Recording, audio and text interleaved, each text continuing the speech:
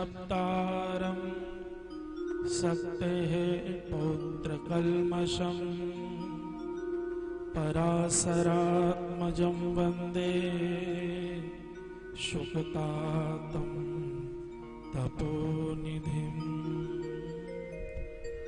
व्यासाय विष्णुरूपाय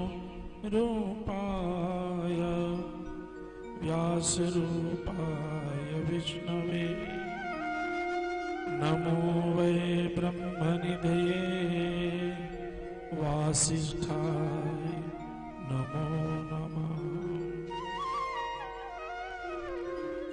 ध्येयं सदा परिभवग्नं विष्टदोहम् तीर्थास्पदं शिवविरञ्चिनुतं शरण्यं भृत्यार्तिहं प्रणतपा भवाब्धिपूतं वन्दे महापुरुषते चरणारविन्दम्।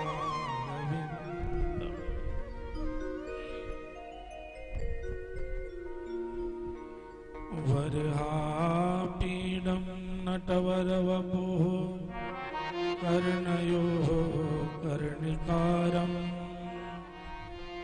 बिभ्रदवासः कनककपिशं वैजयन्तीं च मालाम् रन्ध्रान् वेणो रधरशुधया पूरयन् गोपवृन्दे वृन्दारण्यं स्वपदरमणं प्राविशति गीतकीर्तिः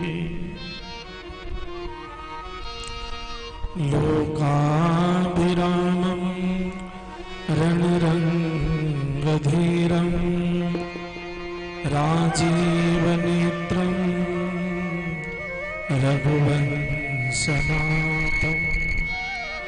कारुण्यरूपं करुणाकरन्तं श्रीरामचन्द्रं शरणं प्रपद्ये। अतुलितबलधामं हेमशैलाभदेहं दनुजवल्कृशानं ज्ञानिनामग्रगण्यं सकलगुणनिधानं वानराणामधीशं रघुपतिप्रियभक्तं वातजातं नमामि।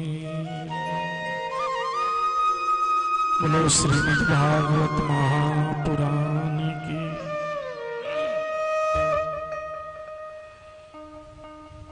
श्री बालाल की जय हो। श्री लक्ष्मी वेंकटेश भगवान की जय हो। श्री अयोध्यानाथ भगवान की जय हो। श्री अयोध्या धाम की जय हो। श्री वैकुंठ धाम की जय हो। श्री राम जन्मभूमि की जय हो। श्री कृष्ण जन्मभूमि की जय हो। श्री वृंदावन बिहारी लाल की जय हो। शरियो महारानी की जय हो। यमुना महारानी की जय हो। गंगा महारानी की जय हो। श्री हनुमान जी महाराज की जय हो। माता की जय हो। भाष्यकार भगवान श्री रामानुज स्वामी जी महाराज की जय हो। बोलो भक्तों भगवान की जय हो। आज के आनंद की जय हो। जय जय श्री राम।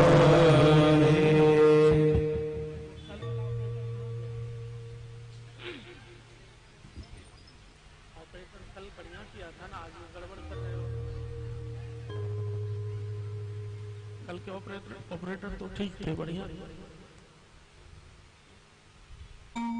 बुला लो उसको, नहीं कर पा रहे तो कल जैसा कहाँ बोल रहा है।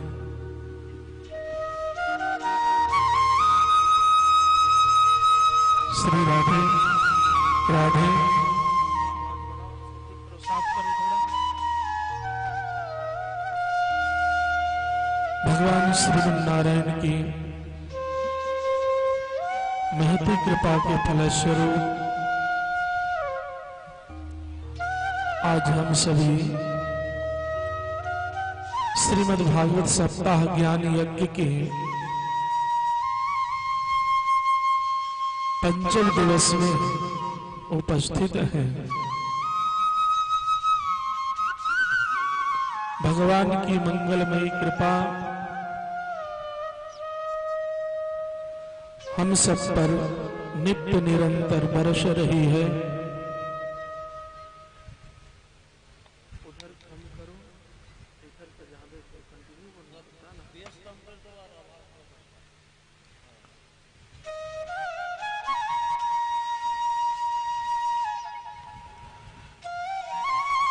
भगवान अगर जीवों पर अनुग्रह करते हैं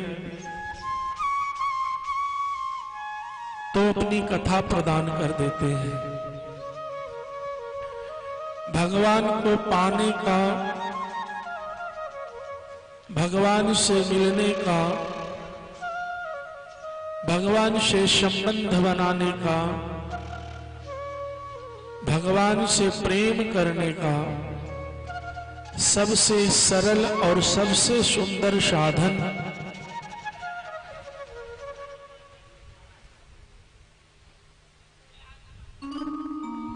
भगवान की कथा है। कहते हैं इसमें कुछ करना ही नहीं पड़ता, चुपचाप बैठे रहो। भगवान को पाने की इच्छा रखता है, उसी को यह सुंदर दिव्य भगवान की मंगलमयी कथा प्राप्त होता है। और भगवान की कथा मंगल को प्रदान करने वाली होती है। भगवान की कथा जीवन के समस्त अमंगलों को दूर करने में समर्थ है।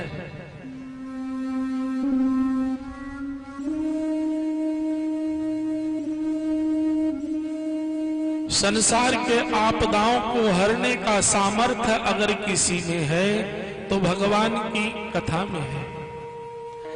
आज के जीवन में लोग पैसे पैसे करते हैं,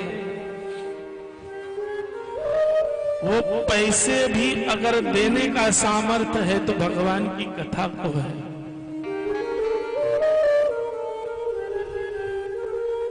आज धरा पे इस संसार में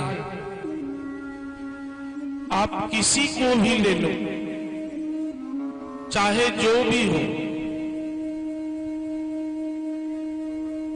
जैसे आप मिलेंगे उनसे, आप उनसे कहेंगे भैया हो, बहुत बढ़िया, बहुत अच्छा, बहुत ठीक है, सब बढ़िया है, सब बढ़िया है। थोड़ी देर जैसे ही बैठेंगे साथ में, पास में, तो कहेंगे सब तो ठीक ही चल रहा है, लेकिन आजकल ये घुटने में इतना दर्द हो रहा है कि चला नहीं जा रहा है। हम जाना आना छोड़ दिए, अब कहीं जाते आते नहीं। अभी तो क्षण में सब ठीक है, लेकिन जब पास बैठे तो धीरे धीरे अपनी बीमारी बताना शुरू कर दी। संसार में कोई सुखी नहीं है। नमक की मंडी में आप चले जावें और वहां आप ढूंढे कि मिश्री का ढेला मिल जावे, तो मिश्री का ढेला मिलेगा क्या? वहां तो नमक ही नमक मिलेगा। आप किसी से कहें भी कि भाई हमें तो एक पसेरी मिश्री लेना है, आप हमें मिश्री दे, तो कहेगा बाबरे ये मिश्री का गोडाउन नहीं है, ये नमक का गोडाउन है। वैसे ये संसार जो है ना, भगवान कहते हैं गीता में, दुखालय अशाश्वतम, ये दुख का घर है। और हम यहां खोजते क्या है? सुख खोजते है दुख का घर और खोजते हैं सुख। क्या सुख नहीं है जो खोज रहे हैं? जीव खोजता उसी चीज को है जो रहता है। सामने नहीं हो वो दूसरी बात है, लेकिन कहीं ना कहीं वो है, तभी हम उसको ढूंढ रहे हैं। हमारे सामने अभाव है, ये हो सकता है, ऐसा नहीं है कि वो नहीं है। तो ये सुख है कहां? ये आनंद है कहां? तो ये सुख और आनंद सिर्फ परमात्मा के श्री चरणों में है। तुलसी बाबा कहते ना, जो आनंद सिंधु सुख राशि सी करते त्रैलोक्य सुपासी।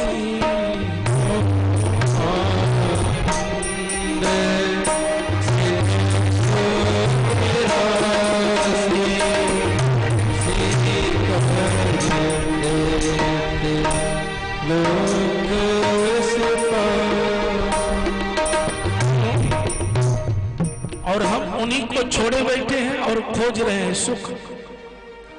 जो सुख के समुद्र हैं, आनंद के समुद्र हैं, उन्हें छोड़ करके हम संसार में ढूंढ रहे हैं, दुनिया में ढूंढ रहे हैं। तो भला हमें कहां से मिलेगा जी? और सुनने बैठे हैं सप्ताह कथा।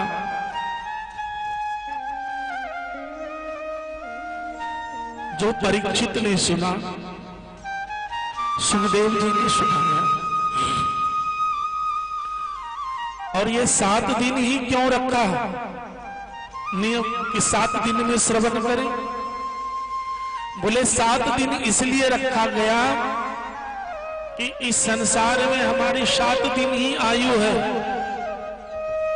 और जो भी करना है इन 7 दिनों में ही हमें करना है। आप तो सोमवार से रविवार तक गिने तो 7 दिन ही होता है, 8वां दिन तो आता ही नहीं। इसी 7 दिन में हमें सब कुछ करना है, इसलिए इसका नाम सप्ताह भागवत है।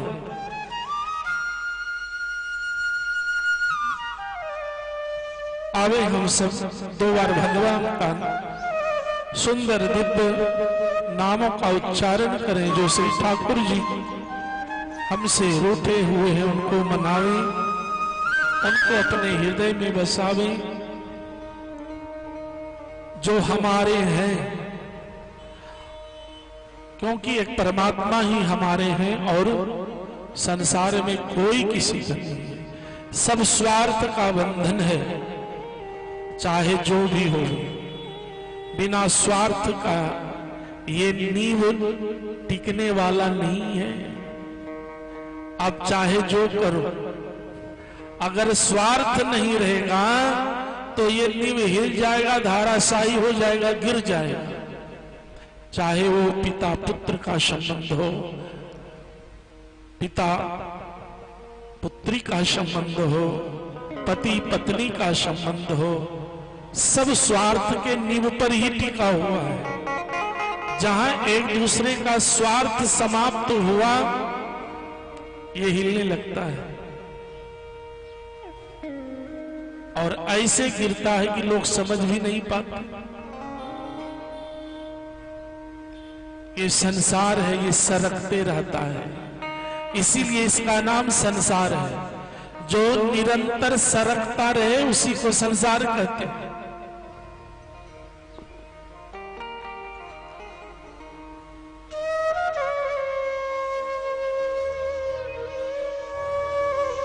सभी लोग प्रेम से बोले भगवत नाम, क्योंकि ये जीवा भगवान नाम के लिए ही हमें मिला है, सिर्फ सुस्वादु पदार्थ को खाने के लिए, चटकारे लेने के लिए नहीं मिला है। जय जय राधा रमण हरि बोल, जय जय राधा रमण हरि बोल, जय जय राधा रमण हरि बोल, जय जय राधा रमण हरि बोल, जय जय राधा रमण हरि बोल, जय जय राधा रमण हरि बोल, जय जय राधा रमण हरि बोल, जय राधा रमण हरि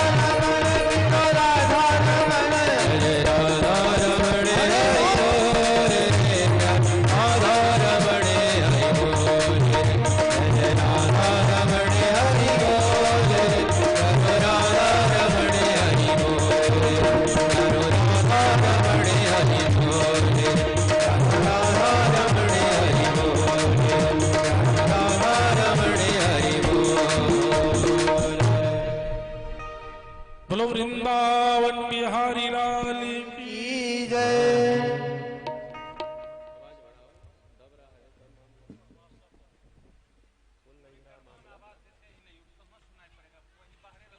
जय जय श्री राधा रमण,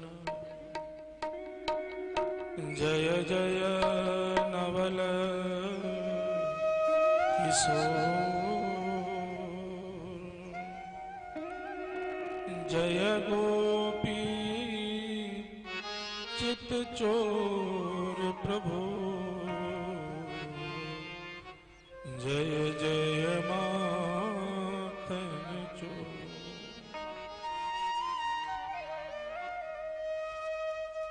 मंगलमय प्रातपर क्लेश्वर,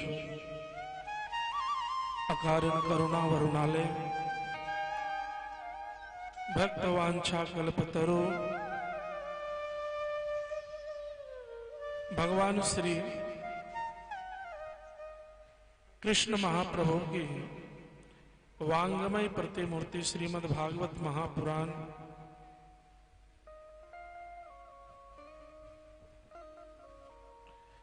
मंगलमय माताएं बहनों एवं हमारे भागवत कथा के रस रसिक सज्जन विद्वत वृंद, संगीतज्ञ वृंद, अयोध्या जी से लाइव टेलीकास्ट करने के लिए पधारे हमारे बंधु,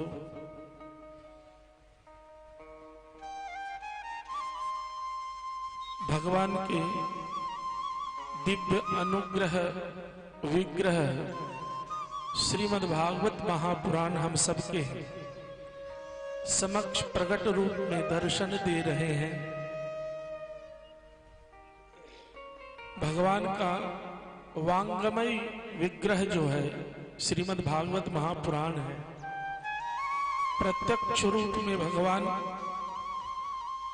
हम सबके सामने विराजमान है।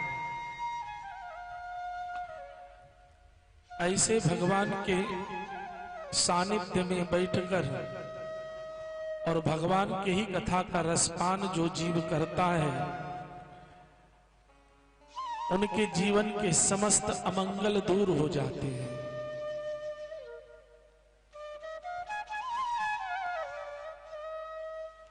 हम लोग कल भगवान के कई अवतार का वर्णन एवं दर्शन श्रवण किए और भगवान श्री कृष्ण का भी प्रादुर्भाव हुआ।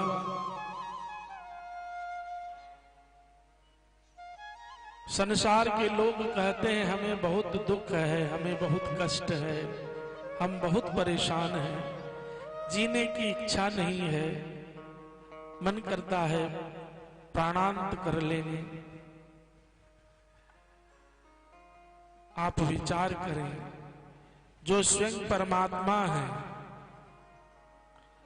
सर्वसमर्थ हैं, वो कुछ भी कर सकते हैं, लेकिन उन्हीं का जन्म कहां होता है? जेल में होता है।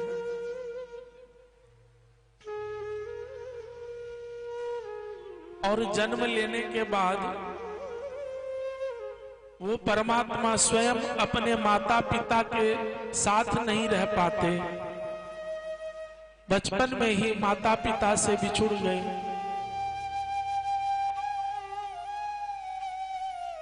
हम लोग जितने बैठे हैं इस जगह, इतना भारी कष्ट दुख तो किसी को नहीं हुआ होगा, ये तो निश्चित है कि जन्म लेते ही माता पिता से अलग हो जावे, माँ और पिता दोनों जेल में होवे और हम कहीं अन्यत्र पल रहे होवे। कितना भारी दुख है, कष्ट है। इस संसार में जो भी आएगा उसको दुख का सामना, कष्ट का सामना करना पड़ेगा, चाहे वो परमात्मा ही क्यों ना हो। जो इस संसार में आएगा उनको यहां से जाना ही होगा, ये पक्का है।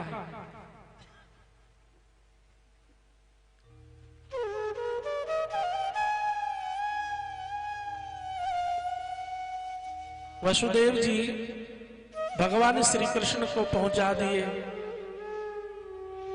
गोकुल, और वहां गोकुल में खूब आनंद। नंद बाबा तो वहां गौशाला में जाकर माला फेर रहे थे। देवी यशोदा अपने महल में, अभी भयो नहीं, अभी भयो नहीं, अभी भयो नहीं।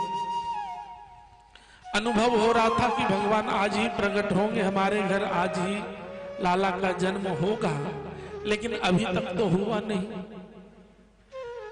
तो गौशाला में, गौ माता के यहाँ, गौशाला बहुत ही पवित्र स्थल माना गया है। जिनके घर वास्तु दोष होवे वो अगर गाय पालें और गाय को अपने घर में बांधें तो कहते हैं उनके घर का वास्तु दोष समाप्त हो जाता है। लेकिन ये गाय नहीं जो दूध के लोभ से लोग पालते हैं, ये 20 लीटर दूध देने वाली गाय नहीं, जो शुद्ध देसी भारतीय गाय हो। उस गाय को अगर हम घर में पालें तो हमारे समस्त वास्तु दोष समाप्त हो जाएंगे। हमें कुछ भी करने कराने की आवश्यकता नहीं, लेकिन हम लोग उस गाय को पालते ही नहीं। सोचते हैं वो दूध बढ़िया देती नहीं, ज्यादा नहीं देती, थोड़े ही देती है, लेकिन जो शुद्धता उस गाय के दूध में है वो ये जर्सी गाय के दूध में नहीं है। शास्त्र में आया है कि हम भैंस के दूध भले पूजा में उपयोग कर लेवे, वो ठीक है, लेकिन जर्सी गाय का दूध वो पूजा में उपयोग नहीं होता है। उस गाय से ज्यादा शुद्ध भैंस का दूध है।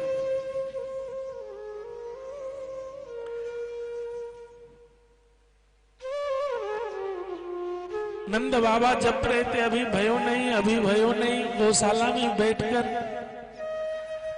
तब तक जो है सुनंदा जो है नंद बाबा की बहन, वो सोचती हैं कि नंद रानी को देख लें एक बार। वो प्रसव पीड़ा में थी, पता नहीं वो कैसे है, देख तो ले एक बार। और जैसे गई देखने तो वहां देखती क्या है, एक सुंदर नील वर्ण का बालक जो है यशोदा के बगल में किलकारी मार रहे, और यशोदा तो बिल्कुल निद्रा में पड़ी हुई है। उन्हें पता भी नहीं कि हमें पुत्र हो गया, और कन्हैया अपना हाथ पांव चला रहा है। यशोदा को जगाती है सुनंदा, अरे जगो तो सही, क्या हुआ, मूर्छित हो गई हो, क्या हुआ? बोले क्या हुआ? बोले देखो तो लाला कैसे खेल रहा है। यशोदा जैसे देखती है कि झट से लाला को हृदय से लगा लिया, और दौड़ी। नंद बाबा जो माला फेर रहे थे, अभी भयो नहीं, अभी भयो नहीं, दौड़ कर बोले नंद बाबा, बोले क्या बात है? बोले लाला हुआ। जैसे लाला हुआ, नंद बाबा ने सुना, 1-2 नहीं 60 वर्ष के बाद लाला हुआ था। तुरंत 9 लखा हार जो है गले से उतार करके जो है अपने बहन को जो है वो दे दी कि लो। और नंद बाबा के खुशी का ठिकाना नहीं। दौड़ते दौड़ते नंद बाबा वहां से जैसे ही नंदरानी के महल के तरफ जाने लगे तो वहां अन्य बहनें भी जो थी उन्होंने झट से दोनों हाथ पकड़ के रोक ली। बोले भैया आप ऐसे नहीं जा सकते हो देखने के लिए। तब तक पूरे ब्रज में ये बात फैल गई कि नंद बाबा को छोड़ा हुआ है। सब लोग देखने के लिए दौड़ पड़े हैं। देखते ही देखते पूरा आंगन जो है नंद बाबा का भर गया। बोले नंद बाबा ऐसे लाला का दर्शन नहीं होगा। बोले फिर कैसे होगा? तो एक छोटी सी चौकी ला करके आंगन में पधराया और पधरा करके जो है बढ़िया सुंदर से नंद बाबा को सजाए, आंख में काजल लगाया, माथे पे टीका लगाया, माथे पे पगड़ी बांध दी। अब तो 60 साल के बाबा 16 साल के दिखने लगे। एक गोपी दौड़कर आई और नंद बाबा को सुंदर शीशा आईना लेकर के आई, दिखाए बाबा ये देखो कैसे लग रहे हो, देख लो। नंद बाबा ने जैसे ही देखा अपने आप को पहचान नहीं। बोले अभी तो मैं लग रहा हूं कि अभी अभी ब्याह करने जा रहा हूं। इतना बोलना ही था कि एक गोपी एक मटके में हल्दी और दही ऐसे घोंटते घोंटते आई और ऊपर से उले लगी।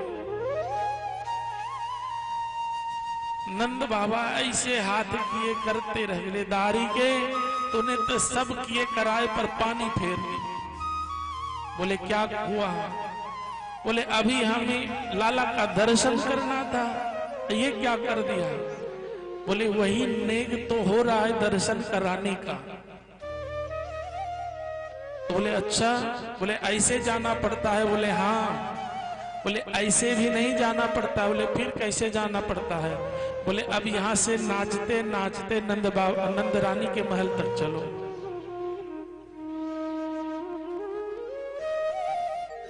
अब तो नंद बाबा के आंगन में दूध दही की और हल्दी केसर चंदन की तो महाराज कीचड़ लग गया। भी जन में सुन आई यशोदा जायो ललेना में वेदन में सुन आई। यशोदा जा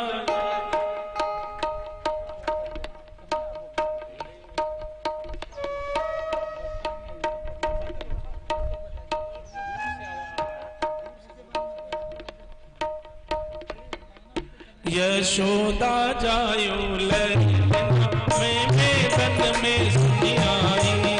यशोदा जायो ललेना में वेदन में सुन आई।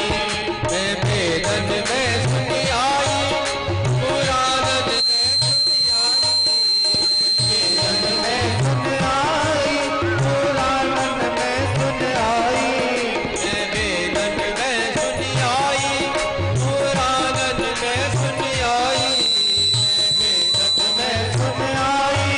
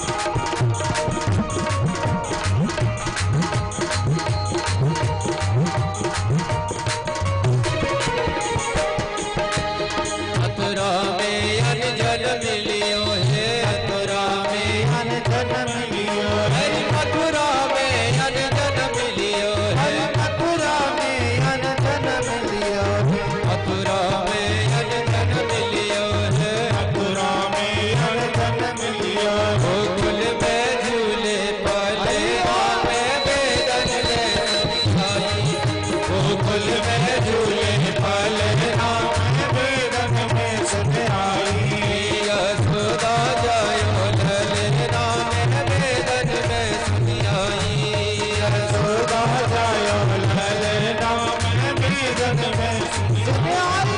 वेदन में सुन आई पुराण में सुन आई। वेदन में सुन आई पुराण में सुन आई। यशोदा जायो ललना वेदन में सुन आई। यशोदा जायो ललना वेदन में सुन आई। जय हो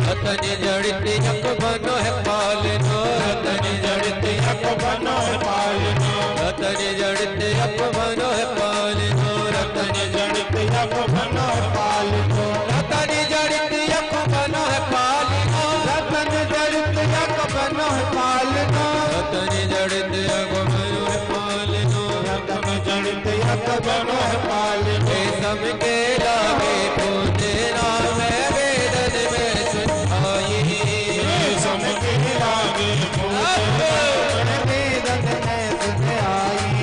यशोदा जायो ललना वेदन में सुन आई। यशोदा जायो ललना वेदन में सुन आई। यशोदा जायो ललना वेदन में सुन आई। यशोदा जायो ललना वेदन में सुन आई। यशोदा जायो ललना वेदन में सुन आई। बोलो बाल कृष्ण लाल लाल की जय। बड़ा ही अद्भुत नजारा नंद भवन का है। एक गोपी तो 80 साल की थी, उनके मुख में दांत भी नहीं था, और जैसे ही नंद बाबा के पास पहुंचे और नंद बाबा से कहते हैं कि नंद बाबा बधाई हो, जैसे हो बोले मुंह खुला कि उधर से गोपी ने ऐसे माखन के लोंदे को मारा कि बिना कुछ कहे सुने उसके पेट में जाके ही अटका। बड़ी ही विचित्र परिस्थिति है वहां का। कोई बधाई देने आ रहे हैं, कोई बधाई लेने आ रहे हैं, कोई बधाई गाने जा रहे हैं। बधाई एक ऐसी वस्तु है जो कि गाई भी जाती है, दी भी जाती है और ली भी जाती है। ऐसे बधाई नंद बाबा के यहाँ कौन नहीं पहुंचे। देवता लोग वेश बदल बदल कर पहुंच रहे हैं। यहां तक कि देखे कि भोलेनाथ आज तो लगता है छूट है, दर्शन का लग रहा है। तो भोलेनाथ भी पहुंचे हैं दर्शन करने के लिए। और जैसे ही भोलेनाथ का दर्शन किया है लाला ने, तो बड़े आनंदित हुए हैं। और भोलेनाथ से रहा नहीं गया, इतने प्रसन्न हो गए भोलेनाथ कि उनके प्रसन्नता का ठिकाना नहीं। वो वेश बदले थे ये भी भूल गए। वो भी धीरे धीरे नाचने लगे वहां।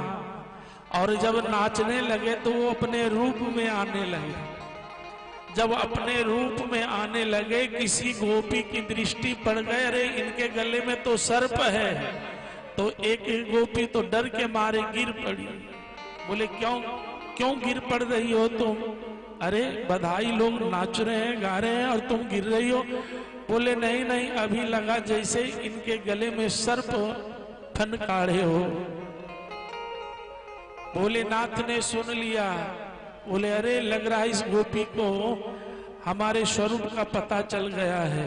तो तुरंत जो है संभले भोलेनाथ, बोले अरे कोई जान जाएगा कि सर्प हमारे गले में है तो फिर कोई यहाँ टिकेगा ही नहीं, क्योंकि सर्प में भी जो है गले में भी सर्प, हाथ में भी सर्प है ना, बाजूबंद भी सर्प, कान में बिच्छू, ये सब दर्शन होने लगेगा तो कौन टिकेगा भाई वहां बताओ है? अभी एक बिच्छू इधर से छोड़ दिया जाए तो कोई इधर गिरे कोई उधर गिरे, महाराज परेशान हो जावे। और इधर वाले सोचे कहीं हमारी तरफ ना आ जाए, इधर से एक दूसरे को देखे भी नहीं भाग खड़े हो। और वहां तो अंग प्रत्यंग में ही सर्प और बिच्छू का ही श्रृंगार है। लाला का जात कर्म संस्कार हुआ, ब्राह्मण आए हैं और ब्राह्मण जब पहुंचे तो खूब वेद ध्वनि हुआ, स्वस्ति वाचन हुआ। स्वस्ति न इंद्रो वृद्धश्रवाः, स्वस्ति नः पूषा विश्ववेदाः, स्वस्ति नस्तारक्षो अरिष्टनेमि, स्वस्ति नो बृहस्पतिर्दधातु।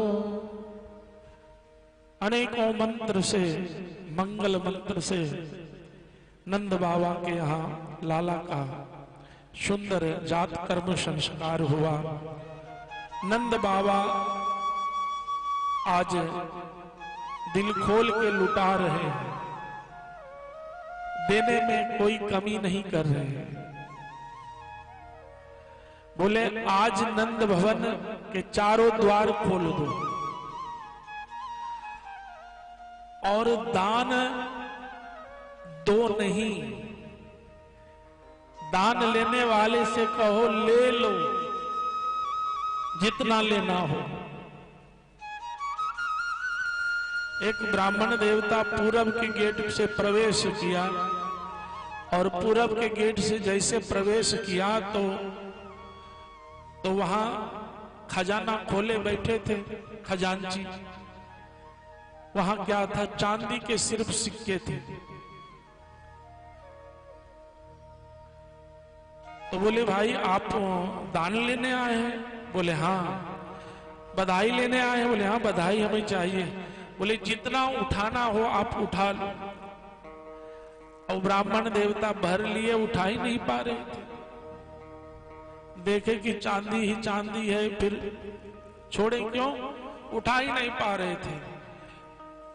तो खजांची से ही कहा भैया थोड़ा उठा करके हमारे पीठ पर रख दो, हम धीरे धीरे चले जाएं।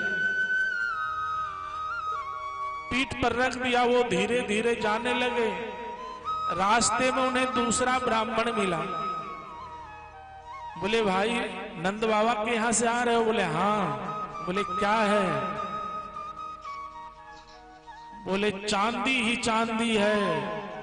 बोले धत्तेरी की चांदी है? बोले क्यों, तुम्हारे बोरी में क्या है? बोले हमारे बोरी में तो सोने ही सोने हैं। बोले कहां से प्रवेश किया था? बोले पश्चिम के गेट से। तब तो उस ब्राह्मण ने वहीं अपनी बोरी झाड़ दिया, फेंक दिया बाहर ही, चांदी का सिक्का, और दौड़ पड़ा पश्चिम के गेट पर। और पश्चिम के गेट पर जाकर के खूब भर लिया सोना ही सोना। जब रास्ते में आया तो दूसरे ब्राह्मण मिले। बोले भैया चल नहीं पा रहे हो, क्या बात है? बोले अरे सोना है सोना। बोले दारी के तुम्हें सोना ही मिला? बोले क्यों? बोले हमारे में तो हीरे हैं, हीरे, एक हीरे के इतने सोने हो जाएंगे। बोले हीरे मिले? कहां मिले? बोले दक्षिण के गेट पर हीरे ही मिल रहे थे। तब तो चांद सोने के सिक्के को वहीं फेंक दिया उन्होंने। सोना चांदी हीरे जवाहरात से पूरा वृंदावन पट गया। मानो कि स्वयं महालक्ष्मी ही प्रकट होकर के लाला का स्वागत कर रहे हो। सोना चांदी से पूरा भर गया।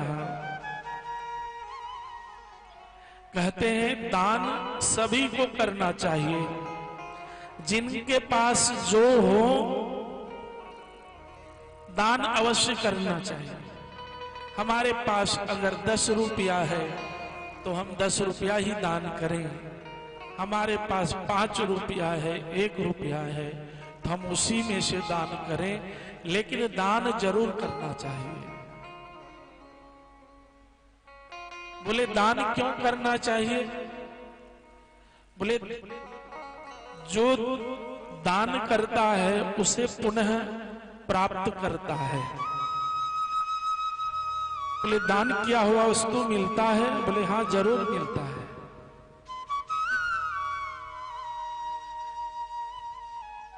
लेकिन दान देने वाले को भी विचार करके दान देना चाहिए, हम किनको दान दे रहे हैं। अगर दान देने वाले ने किसी अपात्र को दान दे दिया तो वो दान देने वाले भी नरक में जाते हैं और दान लेने वाले भी नरक में जाते हैं। यतो दानम न जायत तद द्रव्यम मलवत स्मृतम। जो दान नहीं करता, कहते हैं वह पापी पुरुष नरक यातनाएं भोग कर जन्म जन्मांतर तक नरक में रहता है।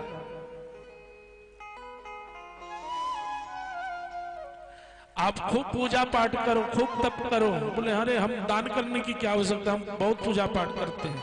बहुत लोग ऐसे होते हैं, अरे क्यों दान करें, व्यर्थ करना ठीक नहीं, हम तो अपना पूजा पाठ करते हैं, भगवान से प्रेम है बहुत है, बस इससे अधिक नहीं चाहिए। लेकिन एक बात जान लें, वाल्मीकि रामायण में एक कथा आती है। एक बड़े ही सुंदर तपस्वी थे, उन्होंने इतना तप किया कि उनका शरीर दिव्य स्वरूप हो गया, बिल्कुल चमकने लगा। इंद्र को भय हुआ अगर ये कुछ दिन और तप कर लेगा तो कहीं इंद्रासन पर अधिकार न जमाने आ जावे, तो इसलिए चलो जाओ, पार्षदों को भेजा देवताओं को कि उन्हें ले आओ इंद्रलोक में, यहीं पर एक स्थान दे देंगे, वो यहीं पर रहे। गया और उनसे कहा कि आप चलो इंद्रलोक, अब आपको यहां रहने की कोई जरूरत नहीं है। वो प्रसन्न हो गया कि चलो इंद्रलोक चलते हैं। और जब इंद्रलोक जाने लगा तो बोले ये जो शरीर यहाँ का है, संसारी शरीर जो है, इसको यहीं छोड़ो दो। उस शरीर को वहीं छोड़ दिया और यहीं छोड़ने के बाद जो है वो इंद्रलोक में गया। और इंद्रलोक पहुंचने के बाद उन्हें भूख लगी। तब किया है कि वो सड़ा गला अभी नहीं है, आप जाकर उसी शरीर को खा लो। तो वो व्यक्ति वहां से आया इंद्रलोक से, अपने ही शरीर को खाया। अपने शरीर को खा करके फिर वो इंद्रलोक गया। ऐसे जब 2-4 दिन किया उन्होंने, उन्हें बड़ा ग्लानि हुआ। बोले ये हमारा आना जाना और अपना ही शरीर खाना, ये हमें ठीक नहीं लगता, मुझे बहुत लज्जा आती है। ये कैसे इस दुर्व्यसनों से हम दूर होंगे? तो बृहस्पति देव को उन्होंने प्रणाम किया। बोले गुरुदेव आप ही कोई उपाय बताओ। तो बृहस्पति देव ने कहा देखो, आप जो ये शरीर में सुंदर सुंदर आभूषण धारण किए हुए हो, आप जहां तप किए थे वो बहुत ही सुंदर और उत्तम जगह है तपस्या के लिए। वहां आज अगस्त ऋषि आ रहे हैं तपस्या करने के लिए। आप उनके चरणों में गिरना, प्रणाम करना और अपना दोनों हाथों के कंगन खोलकर उनको समर्पित कर देना और उनसे कहना आप ये स्वीकार कर लो, तो आपका ये दोष दूर हो जाएगा। उन्होंने ऐसा ही किया। तब से वो उस दोष से वो मुक्त हो गया। इसलिए दान जरूर करना चाहिए, चाहे जो भी हो, हमारे पास जितना हो। शास्त्र तो कहता है दशांश दान करना चाहिए। अगर हमें हमारे पास 100 रुपया है तो 10 रुपया दान करना चाहिए। लेकिन अगर हम उतना नहीं कर पावे तो उसका भी दशांश करें। और ऐसे भी ना कर पावे तो उसको निकाल निकाल करके कहीं इकट्ठा करें। संसार है, बड़ी जबरदस्त माया है रुपये की, इसी का सब खेल है। तो इकट्ठा करके रखें अपने परिवार में। कहीं बेटी का विवाह हो या कहीं आपको तीर्थ जाना हो तो उसको ले जाकर आप उसी से कहीं भंडारा, कहीं दान पुण्य करें। ऐसा करने से भी जीव का कल्याण होता है। सत्पात्र दाना च भवे धनाढ्यो धनाढ्य भावा च करोति पुण्यम अपुण्य प्रभावा त्रिदिवम प्रयाति पुनर्धनाढ्य पुनरेव दाता। कहते हैं जो संसार में सत्पात्र को दान देता है, वो दान देने वाला व्यक्ति आगे जन्म में भी धनवान होता है। और फिर ऐसे करके जब भी वो जन्म लेता है, अपने दान के पुण्य के प्रभाव से कभी दरिद्र नहीं होता। और जो अपने धन को प्राण से भी प्यारा बनाकर छाती से लगाकर रखता है, कभी किसी को एक दमड़ी तक नहीं देता। बहुत ऐसे लोग हैं संसार में जो नहीं देते हैं, लाखों करोड़ों हैं, मर जाएंगे तो मर जाएंगे लेकिन एक दमड़ी नहीं निकालेंगे।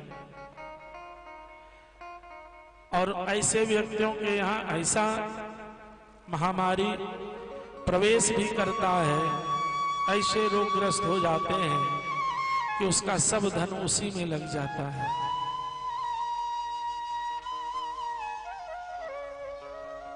एक सेठ जी थे, अभी कुंभ चल रहा है ना, कुंभ, तो वो कभी दान पुण्य नहीं करते थे, तीर्थाटन नहीं करते, तीर्थ नहीं जाते थे। सोचते थे तीर्थ जाएंगे तो दान पुण्य करना पड़ेगा, तो वो जाते ही नहीं। लेकिन उनकी पत्नी बड़ी ही सुशीला थी। उनके मन में हुआ हरिद्वार में अभी कुंभ लगा है, तो क्यों नहीं हम अपने पतिदेव को भेज देंगे, कम से कम गंगा स्नान हो जाएगा हरिद्वार का, तो हो सकता है कुछ बुद्धि पलट जावे, बदल जावे। तो यहां से चक्रामी से, भंवरपुर से, जयरामपुर से, नगरपाड़ा से, मड़वा से, नारायणपुर से, है ना, बलहा से, मधुरापुर से, सब लोग जा रहे थे। तो सेठ ने सोचा चलो इन्हीं के साथ हम भी हो ले। पत्नी के विशेष कहने पर चले और कुछ धन पास में रख लिए। जैसे ही वो पहुंचे नवगछिया स्टेशन पर, तो देखते हैं क्या कुछ लोग तो रिजर्वेशन से जा रहे थे, कुछ एसी में प्रवेश कर रहे थे, और कुछ लोग बिना टिकट का ही जनरल में भी घुस रहे थे। तो जब देखा बिना टिकट के कुछ लोग घुस रहे हैं, तो बोले क्यों नहीं इन्हीं के साथ हो ले। तो वो सेठ भी जो है वही बिना टिकट वाले के साथ जो है घुस गए जनरल में। क्योंकि ये चल रहा है कुंभ, तो उतना चेक इन होगा नहीं, ज्यादा से ज्यादा रिजर्वेशन वाले हल्ला करते हैं कि भाई मेरा सीट है। जनरल में उतना कोई हल्ला नहीं करेगा, इसलिए भीड़ भाड़ में कुंभ में चलता है। प्रवेश तो कर गए वो, और इतनी भीड़ थी कि कहीं लघु शंका भी करने नहीं जा पाया। पहुंच गया सीधे हरिद्वार, और हरिद्वार में उतरा है वो, और उतर कर जैसे ही वो गंगा स्नान करने गंगा तट पर गए तो देखे तो वहां चौकी लगा लगा कर पंडे लोग बैठे थे।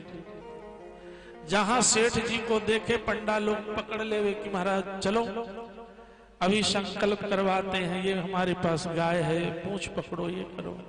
सेठ जी सोचे ये तो बड़ा लफड़ा है, यहाँ तो ऐसा कोई घाट ही नहीं है जहां पंडा ना हो, और पंडा जहां पकड़ेगा वहां तो कुछ ना कुछ देना ही पड़ेगा।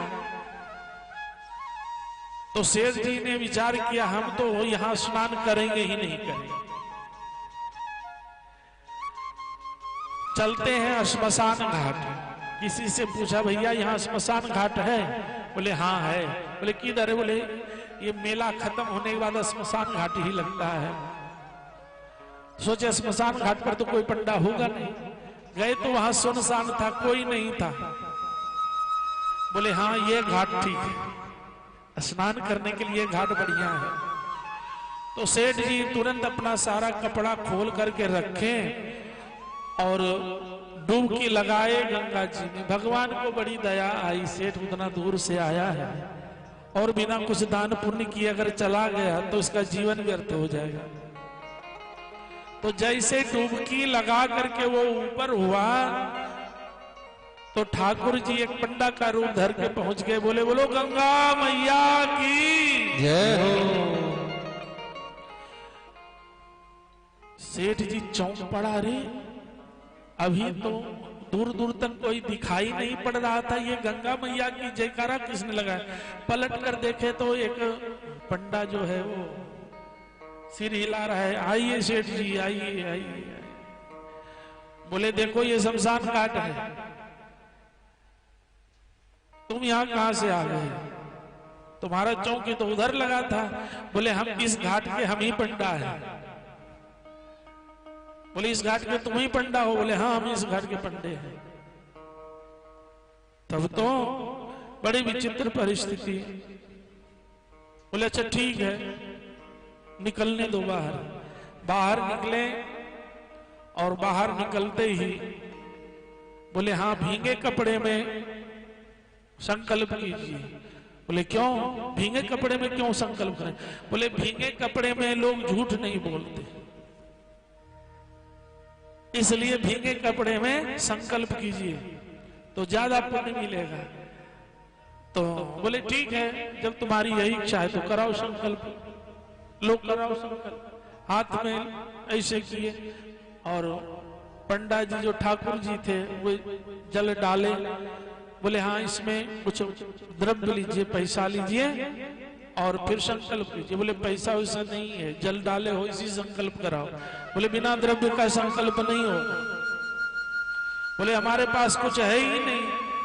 बोले कुछ नहीं, सच कह रहे हो? बोले हाँ बिल्कुल सच कह रहे। बोले कोई बात नहीं, हम लोग पंडा हैं, साल में एक बार घूमने आते हैं, हमसे उधार ले लो और हम जब आएंगे घूमने उधर तो ले लेंगे। तो बोले ठीक है उधार दे दो। अब मन मन सोच रहा है इसको हम भी बताएंगे कि हम कैसे सेठ हैं। तो सेठ जी तो यही मधुरापुर के थे। तो बोले हाँ संकल्प करो। संकल्प कर लिया। बोले कितना दे संकल्प में ये बताओ? बोले संकल्प में एक सिक्का दो। बोले एक सिक्का, अब सिक्का नहीं चलता है। बोले क्यों? बोले सिक्का किसी को जाए देने तो लेते नहीं जल्दी सिक्का, इसलिए सिक्का नहीं, नोट दो नोट।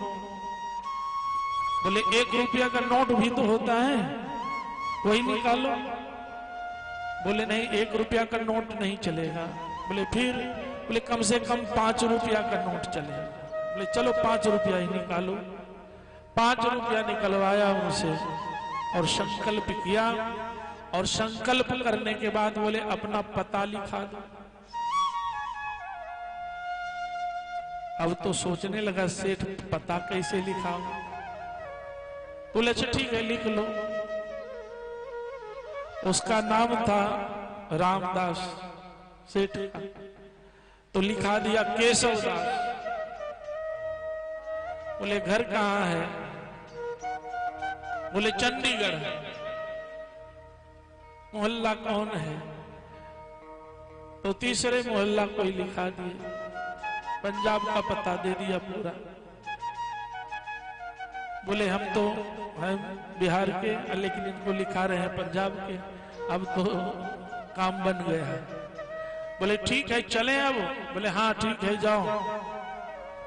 वो तो चले गए महाराज। सेठ जी गए और पंडा जी भी अपना काम करके गए। वो लिखा तो रहा था गलत पता, लेकिन ठाकुर जी बिल्कुल सही सही पता लिख रहे थे। भगवान से क्या छिप सकता है। और ठीक साल भर के बाद ठाकुर जी पंडा जो थे पहुंच गए घर पे, और घर के दरवाजे पर जाकर कहते हैं गंगा मैया की जय हो। सेठ जी के कान में आवाज गया, अरे ये तो आवाज लगता है उसी पंडे का, यहाँ कैसे आ गया? इसको तो हम पता चंडीगढ़ का लिखाए थे पंजाब का, और यहाँ घर पे पहुंच गया।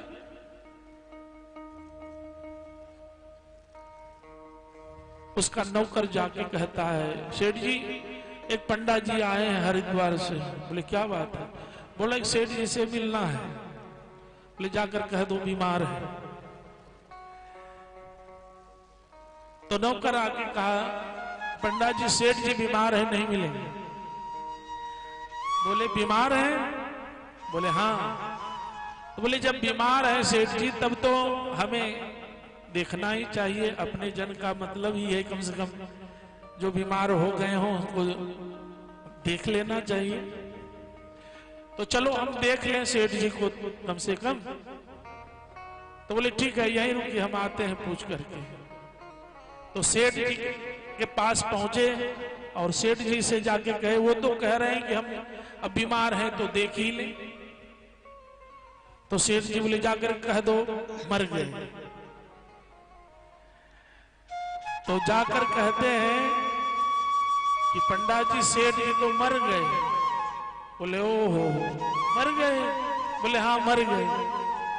बोले अब तो हमें शमशान पहुंचाकर ही जाना होगा, अपने जन का यही काम है, कम से कम कंधा दे दो अंतिम समय में तो अच्छा रहता है।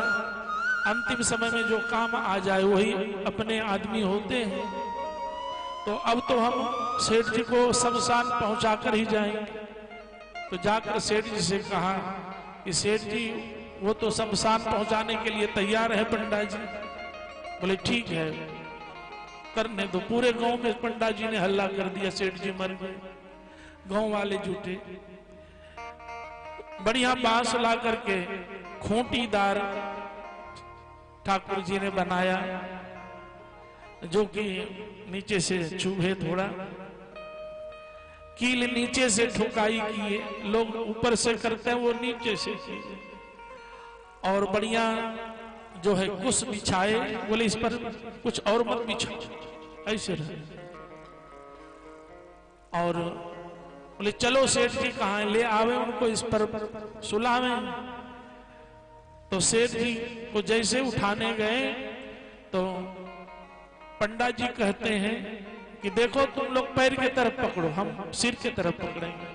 पैर की तरफ हल्का रहता है ना, तो कोई छोड़ेगा भी दूर से तो हल्का ही लगेगा, और इधर की तरफ छोड़ देंगे तो बड़ा तेज लगता है। तो पंडा जी ने उधर से धड़ाम से छोड़ा। सेठ जी एक बार इश्क भी नहीं, और उठाए कंधे पर। सेठ जी बोले तुम लोग पीछे लगो हम आगे लगेंगे। लेकर चले सेठ जी। सेठ जी को लेकर चले श्मशान की तरफ, और चलते चलते रास्ते में सेठ जी से कहते हैं ठाकुर जी सेठ अभी भी मेरा वो 5 रुपया दे दो जो लिए हो। अब तो तुम श्मशान पहुंच रहे हो। तो सेठ जी कहते हैं नहीं देंगे,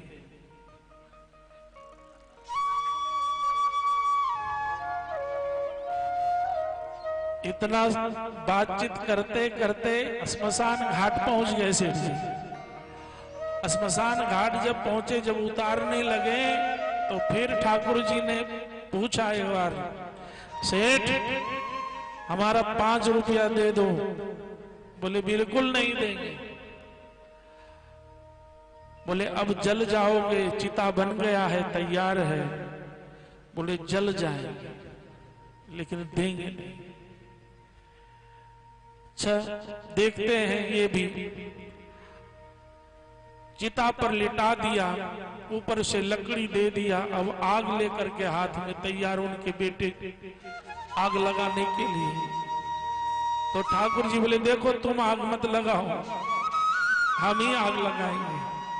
तो से और सब दूर हटो, थोड़ा सा दूर हट गए। और दूर हटने के बाद सेठ जी के पास गए, कान में बोले सेठ जी देख लो ये आग अब लगा देंगे। बोले लगा दो।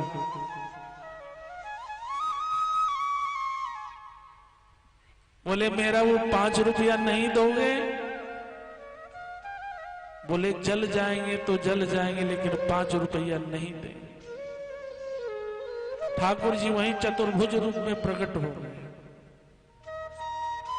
और प्रकट होकर के सेठ जी को दर्शन दिया। सेठ जी दर्शन पाए ठाकुर जी का, और ठाकुर जी कहते हैं सेठ जी से, सेठ जी वरदान मांगो, क्या मांगना है? आज जो तुम मांग लोगे हम दे देंगे। तो सेठ जी ने कहा वो मेरा 5 रुपया छोड़ दो। हम लोग भी संसार में वही 5 रुपये के चक्कर में पड़े हैं। भगवान ने हमें ना जाने कितना क्या दे दिया है, इसका कोई ठिकाना नहीं। देने वाले हजारों हाथों से दे रहे हैं और हम वही 5 रुपये के चक्कर में पड़े हैं कि भगवान बेटा हो जाए, बेटी हो जाए, मकान बन जाए, दुकान चल जाए, नौकरी हो जाए, चाकरी हो जाए। ये 5 रुपये के 5 काम के चक्कर में पड़े हुए हैं। और वो परमात्मा सर्वस्व देने के लिए तैयार है, वैकुंठ को देने के लिए तैयार है, लेकिन हम वैकुंठ को लेने के लिए तैयार नहीं। सज धज के जिस दिन मौत की सजा दी आएगी, ना सोना काम आएगा ना चांदी आएगी।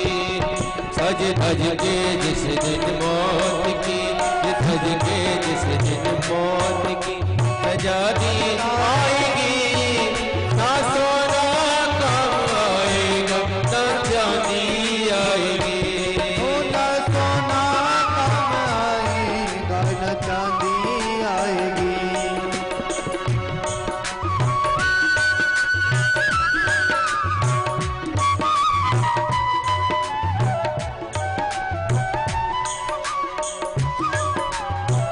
हीरा है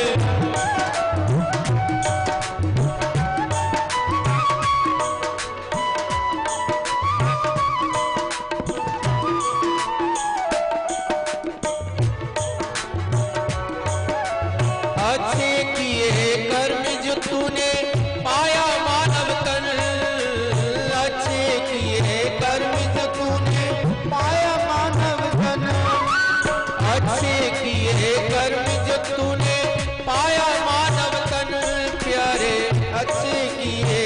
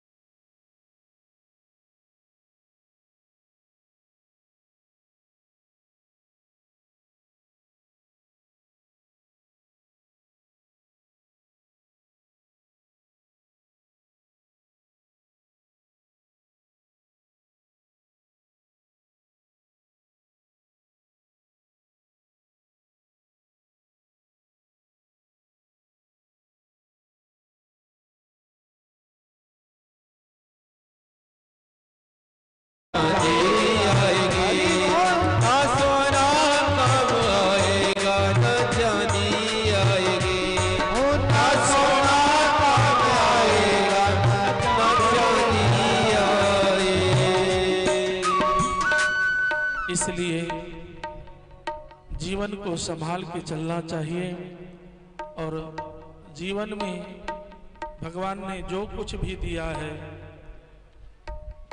वो दिल खोल करके करना चाहिए।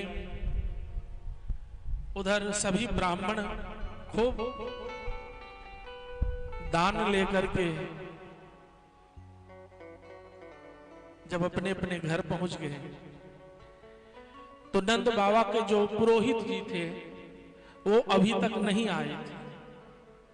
इसलिए नहीं आए थे कि सोचा कि अभी भीड़ भाड़ ज्यादा है, अभी मेरा जाना वहां ठीक नहीं। और नंद बाबा को 60 साल में लाला हुआ है तो जाएंगे तो कुछ विशेष मिलेगा ही। जब अन्य ब्राह्मणों को, पंडितों को एक एक बोरी सोना चांदी हीरे जवाहरात मिल रहे, हम तो पुरोहित हैं, हमको तो बहुत कुछ मिलेगा। जैसे ही अपने घर से निकलने लगे हो तो निकलते ही उनके जो बड़े बाबा थे वो कहते हैं कि जा रहे हो नंद बाबा के यहां? बोले हाँ। ठीक है, जब तुम जा ही रहे हो तो मेरे तरफ से भी आशीर्वाद दे देना लाला। बोले ठीक है, आपके तरफ से हम आशीर्वाद दे देंगे। और नंद बाबा से कहना कि आशीर्वाद के बदले हमें 200 भैंस दे, 200 भैंस जो एक एक मन दूध देने वाली हो। तो बोले ठीक है। फिर जैसे ही उठते कि उनके जो बड़े भैया थे वो बोल पड़े कि देखो जब तुम जा ही रहे हो तो मेरे तरफ से भी आशीर्वाद दे देना और आशीर्वाद में हमसे उनसे मांग लेना सुभग 700 गैया। सुभग मतलब सुंदर गाय। सुंदर कैसी हो? सोने की सींग हो, चांदी के खुर बने हो और गले में जो नजरा माला रहता है वो हीरे जवाहरात के हो। ऐसी गाय मांगना। तो बोले ठीक है भैया, ऐसा ही करेंगे। उधर से उनका बड़ा बेटा दौड़े आया, बोले बाबा जब आप जा ही रहे हो तो मेरे तरफ से भी आशीर्वाद दे देना। बोले तुम्हारे लिए क्या मांगेंगे? बोले हमारे लिए हाथी मांग लेना, हम हाथी पर चढ़कर घूमा करेंगे। छोटे लड़के थे, बोले बाबा हमारे तरफ से भी आशीर्वाद दे देना। बोले तुम्हारे लिए क्या लाएंगे? बोले हमारे लिए 10 राशि घोड़ा मांग लेना। बोले उतने घोड़े क्या करोगे? बोले हम अकेले थोड़े चलेंगे घोड़े पर। बोले फिर? बोले हमारे जो मित्रगण हैं वो क्या पैदल चलेंगे? हम जहां से निकलेंगे अपने मित्रों के साथ घोड़े पर बैठकर चलेंगे। बोले बहुत अच्छा। अब उधर बड़ा ही सुंदर उनकी छोटी बहू थी जो आज तक अपने ससुर के सामने मुंह खोलकर बोली नहीं थी। लेकिन जब देखे कि नंद बाबा के यहाँ लाला हुआ है और सब लोग अपने मन की बात कर रहे हैं तो हम क्यों चुप रहे जी? झट से जाकर ससुर जी के सामने घूंघट हटा दी। बोले क्या है बहू? बोले बाबा हमारे तरफ से भी आशीर्वाद देना नंद के लाला को। बोले तुम्हारे लिए क्या लेंगे? बोले हमारे लिए नख से सिख तक गहना मांग लेना। देवियां गहने की बड़ी प्रेमी होती है। किसी का भी देख लेवे तो तुरंत पूरी कुंडली ही जान जाएगी, कहां से आया, कैसे आया, कौन सी दुकान से, कितने में आया। कितने आने का है सब जान जाते हैं, और फिर प्रयास करते हैं कि जल्दी से जल्दी हमारे पास भी आ जाए। बहू कहती है कि नख से सित तक गहना हमें चाहिए बाबा, और पीहर सेती चोली चाहिए। जो जयपुर से आता है, जयपुरिया चाहिए हमें लहंगा,